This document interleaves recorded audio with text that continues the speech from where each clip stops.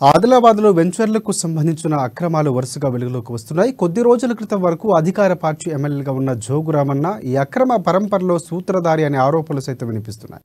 జిల్లా కేంద్రం పరిధిలోని రణవిదేవినగర్లో వెనకాల వెంచర్ కోసం ప్రైవేటు రియల్టర్ ఏకంగా ఇల్లీగల్ వంతెన కూడా నిర్మించి ఘటనపై ఇటీవలే అమాన్యూస్లో ప్రసారమైన కథనానికి సంబంధించిన ప్రకంపనలు మరొక ముందే మళ్ళీ అదే తరహా బ్రిడ్జ్ మరొకటి వెలుగులోకి వచ్చింది.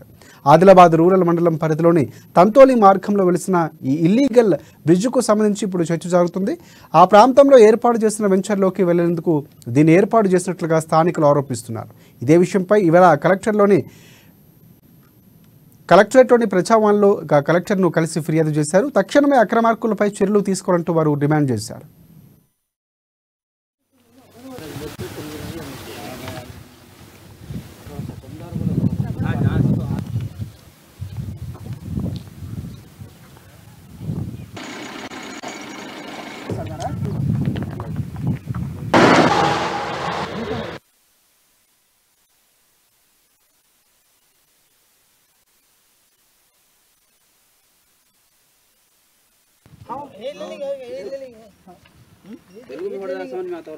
దీనికి ఎన్ఓసి పర్మిషన్ ఏ పర్మిషన్లు కూడా లేవు.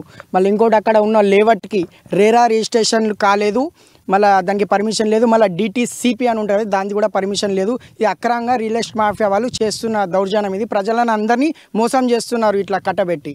ఇది మొత్తం ఇల్లీగల్.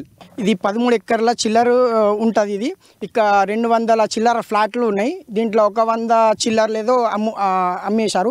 ప్రతి రియల్ ఎస్టేట్ మాఫియా ప్రతి జనాలని మోసం చేస్తున్నారు. ఇట్లా చేసుకుంటా అందరు ప్రజలకు ఒకటే కోరి డిటిసిపి పర్మిషన్ ఉన్న రేరా రిజిస్ట్రేషన్ అయినా లేవర్సే కొనాలని చెప్తున్నాను. ఇది ఏదైతే మన అధికారం పార్టీ ఏదైతే ఇప్పుడు లేదు జోగిరామన్న గారు, దీని వెనుక మొత్తం అతనే ఉన్నాడు. మొత్తం అతనే ఇల్లీగల్ పనులు మొత్తం చేపించాడు. టీఆర్ఎస్ ప్రభుత్వం చేసిన పని ఇది మొత్తం. అతన్ని ఏదున్నా దేంట్లో అతను ఖచ్చితంగా అతని కమిషన్ తీసే ఉంటుంది.